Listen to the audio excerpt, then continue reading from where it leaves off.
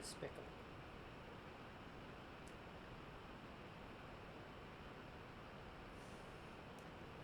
I don't even have the words. I really did this right here, and I don't want to hear it. Okay, I don't want to hear it.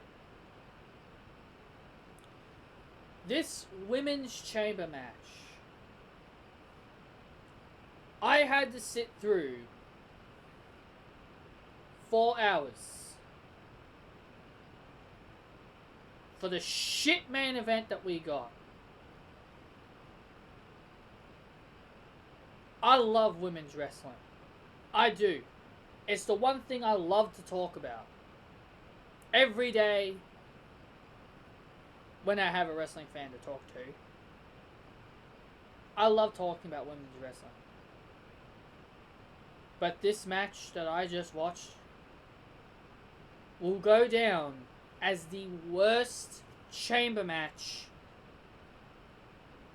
in WWE history. What was the point of the match? Can someone please explain to me what was the point of this match? We all knew Shayna Baszler, or Shayna Baszler, as I'm gonna call her, because she's boring as batshit. How the hell? Seriously. We all know that Shayna was gonna face Becky at WrestleMania. So what do? You have Shayna Baszler bury everybody in that match. Sarah, Ruby, Natalya, Liv, and Asuka. You have Shayna Baszler bury 5 talents. Plus Kyrie this past week on Raw. Last week on Raw. That's 6 people she buried within a week. This is why I don't like Shayna Baszler. She's boring. She's slow. She's methodical. She's just boring. And I don't want to hear anyone tell me that someone I like a Becky, is boring. Or someone I like like Asuka, is boring. They're not boring at all. Do you want to know why they're not boring? Because at least they don't repeat the same moves. What did Shayna do throughout the entire chamber? She slams, knees, chokes. Slam, knee, choke. Slam, knee, choke. She damn nearly killed Liv Morgan with that spot on the pod. It's probably the only thing she did different. Shayna Baszler is trash. She is a terrible, terrible wrestler. I hope the fans hijack that match at WrestleMania. I hope they hijack it. Chant whatever the hell you want when that match is on, guys. Chant whatever the hell you want, and I'll just sit here telling you guys, I told you so, that this match was the worst decision that WWE could have gone with. You mean to tell me that we have to sit through another stupid UFC fighter carrying titles? It's bad enough that we got Brock Lesnar carrying around a title. Bad enough we had to sit through Ronda Rousey in 2018. And now here in 2020, we have to sit through Shayna Baszler. Also, I want you people to understand this. I want all you fans to listen to me. Dave Meltzer is the worst reporter you would ever listen to. Reports came out that he made a report saying that Vince McMahon gave up on Shayna Baszler. Now, as much as I wanted to believe that, I knew it wasn't, because it's Dave Meltzer. Dave Meltzer is the worst. I'm telling you guys to stop believing this guy's garbage. This guy is not a trustworthy source. He is terrible. Every report that this guy makes is awful and makes zero sense. Do you want to know what else I heard? I know I wanted to see Nia Jax potentially come back, but you know what? After what the women had to go through, I'm glad they didn't bring back Nia Jax. I'm glad Nia Jax didn't have to be a part of that group of people that had to get squashed. And then for some reason, people were claiming that Sasha Banks was going to attack Natalya. Yeah, like that's a smart idea. Just have Sasha Banks get buried along with everybody else. Yeah, that's a real smart, clever. That's a real smart, clever idea there from whoever the hell said that Sasha Banks was going to be a part of the match. I guess you really wanted her buried, did you? Stupid idiot.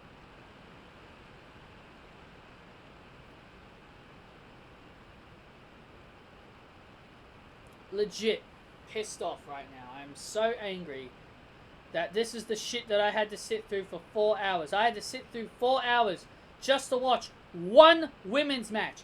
You mean to tell me it couldn't kill you just to give me maybe 1 or 2 extra women's matches? But no, I had to sit through 4 hours just to watch one women's match, and it turned out to be the worst. And I always come on here every single time when I do these reviews. I come on here every time and I tell you the women's division is the best thing about WWE. And I still stand by that. But this shit is unacceptable. Shayna Baszler and Ronda Rousey are literally the worst thing about women's wrestling. They are literally the death nail to this division. They are both garbage, they are both terrible, and they add nothing. They are shoved down our throats because, oh, they came from UFC. Let's push them because they came from the UFC.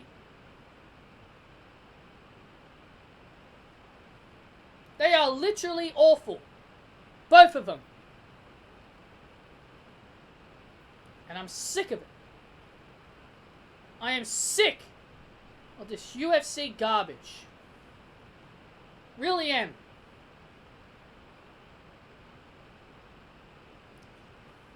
So let's move on from that piece of crap. Let's talk about some other stuff, shall we? Let's talk about the rest of the show. The pre-show was the Viking Raiders against Hawkins and Ryder. Do I really need to tell you who won this match? If you really want to know, it was the Viking Raiders. Surprise, surprise there. Boring. Really boring match. First match of the night was Drew Gulak versus Daniel Bryan. Now listen. Drew Gulak is a good wrestler. Okay? He is a good wrestler. The thing that I don't like about Gulak is his character.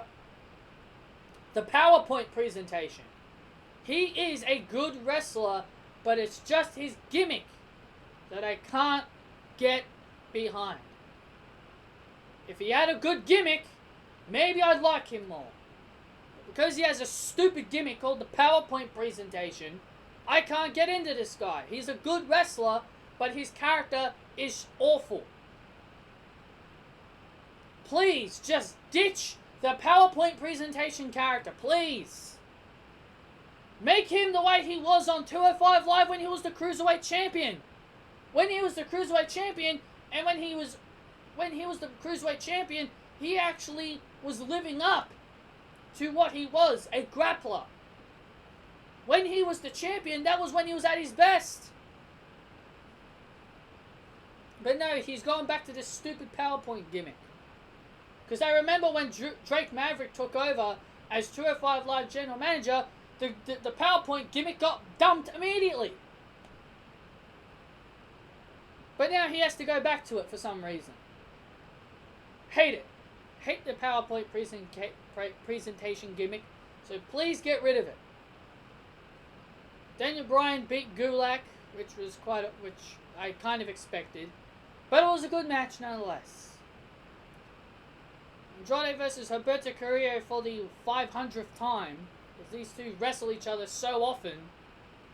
And Andrade, who got suspended in 30 days, comes back and he's still the United States champion. And he even keeps his title. How is this fair? How is that fair? The guy got suspended and he doesn't get reprimanded? The guy doesn't get punished. He doesn't even get reprimanded for being suspended for 30 days. But yet Naomi, she dropped her title due to a leg injury. She broke her ankle, and she broke her ankle in 2017, and they didn't estimate how long she was going to be out for, and she got injured, and they immediately took the belt off her. They immediately took the belt off her when she got injured, but everybody else, when they get injured or suspended, they get to manage to get away with it. Bullshit. This is downright stupid. This is downright stupid. Friggin' Andrade should not be United States champion. Don't get me wrong, he's a great wrestler and he deserves to be the champion. But if you commit a crime like taking drugs, you should be reprimanded and punished. I don't give a shit if he's a Paul Heyman guy. I don't give a shit what he is. Reprimand him. He can't just take alcohol and take drugs and get away with it for 30 days. You punish him for 30 days for taking drugs and alcohol, and he comes back and he's still the champion. I hope it's not because he's dating Charlotte is the reason why they've kept the belt on him. If that's the reason why, that is a downright stupid reason to keep the belt on him. Just because they're dating someone doesn't mean they deserve to keep the belt. Andrade beats Humberto. Please tell me this feud's over. But it's probably not. They're probably going to keep going with this Mexican bullshit.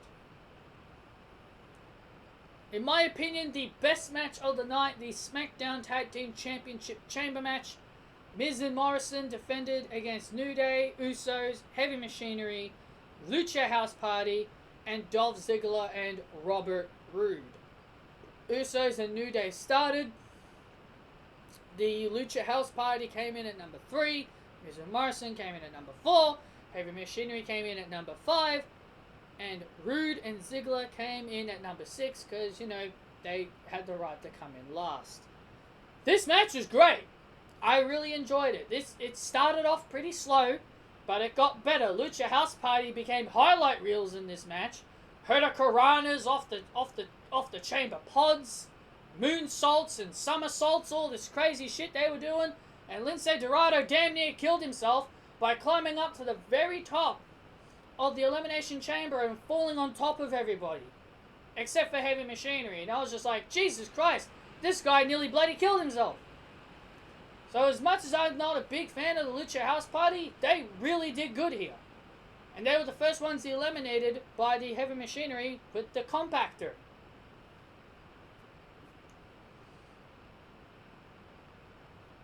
The New Day were actually next eliminated. They would...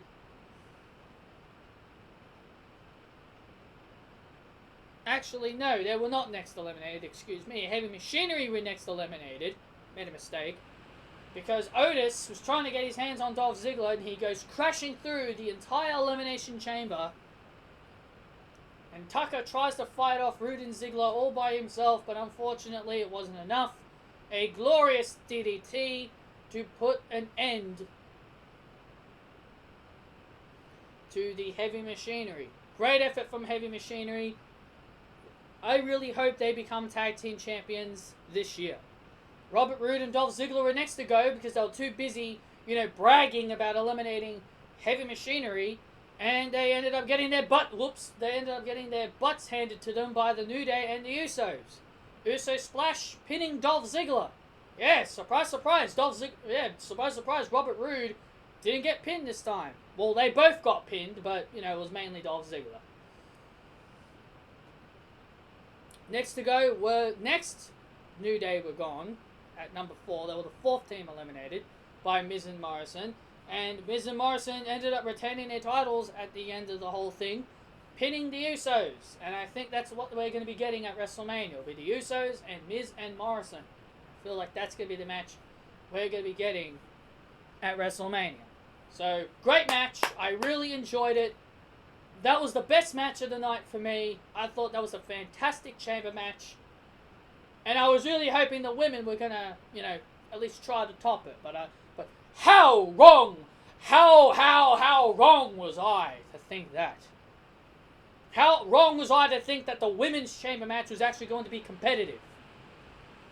But anyway, Aleister Black and AJ Styles was next. Another good match here.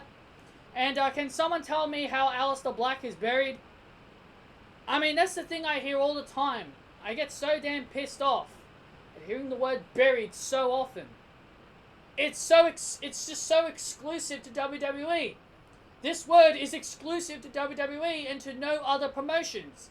You have to say the word buried in WWE, but you can't say it in every other promotion. Apparently it's banned in every other promotion, but in the world of WWE, you're allowed to say whatever the hell you want. Give me a break. Aleister Black was never buried. I guess being ganged up on 2-on-1 or 3-on-1 by the entire OC kind of equals as a burial. God, I wish fans would use their heads for once. This community just drives me crazy with how stupid everybody is. Aleister Black wins. He ends up winning the match due to outside interference from The Undertaker, which was kind of expected because AJ Styles was angry at The Undertaker. Undertaker takes out Luke Gallows and Carl Anderson, which led to Aleister Black delivering the Black Mass to the Phenomenal One, and that was phenomenal selling from AJ Styles when he got hit with the Black Mass. Very good. Street Profits versus Seth Rollins and Buddy Murphy. It was similar to their match on Raw. It was very similar to the match on Raw, but the only difference is that Buddy Murphy got pinned instead of Seth Rollins. And I think, and I'm telling you guys this, it is only a matter of time. And I know a lot of people aren't going to agree with me, but I know it is only a matter of time until our Messiah, our Monday Night Messiah, curve stomps Buddy Murphy out of his stable. It's only a matter of time. That's how I feel. I feel like it's only a matter of time until Seth Rollins kicks Buddy Murphy to the curb. Handicap match for the Intercontinental Championship. This match I really didn't care about, but until the end. The reason why is because I actually made a prediction. This was a bold prediction I made on my predictions. I made a bold prediction that I was thinking we were going to have a new Intercontinental Champion. But at the end of the day, I was like, well, I think Braun's going to retain. As much as I want to think we'll have a new Intercontinental Champion, it came true. My wish came true. Sami Zayn, the guy I predicted who was going to win the Intercontinental Championship, he ended up winning. He ended up becoming the Intercontinental Champion. Thank you, WWE. You actually listened for once.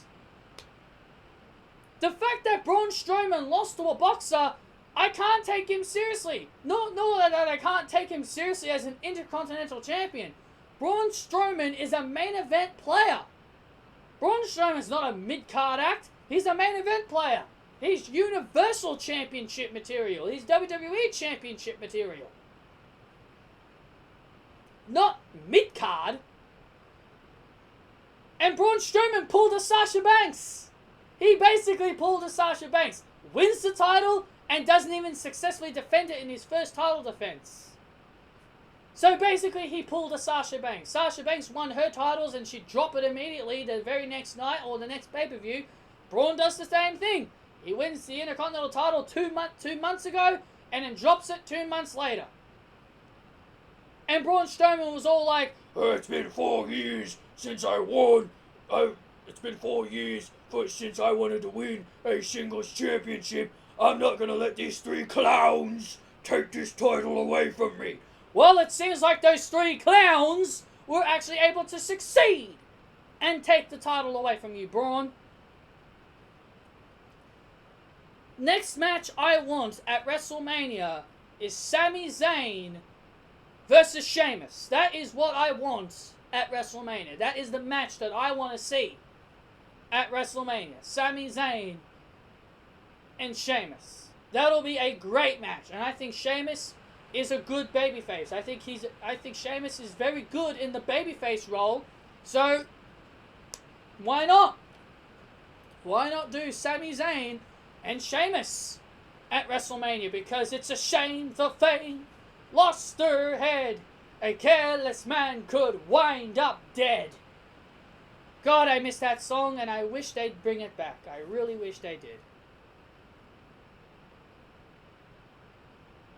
I'm not going to talk about the main event because I already did talk about the main event. It was the women's match and you already know my opinions on it. So there you have it, guys. That is my review of Elimination Chamber. The show wasn't bad. It was a good pay-per-view, but the main event was just awful. The entire show, I felt like the show was good, but at the end of the day, the main event just made it bad. It was just a bad main event. I'm not gonna take away that the show was good. I'm not gonna take away the goodness of the show just because of one match. One match doesn't make the entire show bad. The show was good, but the main event was just bad. I would have been okay with the SmackDown Tag Team title match main eventing, honestly. Because at least that was good. And at least the fans would not be and also at least the fans wouldn't be left pissed. Anyway, guys, that is all I got for you guys. Hit that thumbs up if you guys did enjoy. Comment your opinions down below on Elimination Chamber, and I will see you all next time. And yes, I finally had a shave. Anyway, see you guys next time.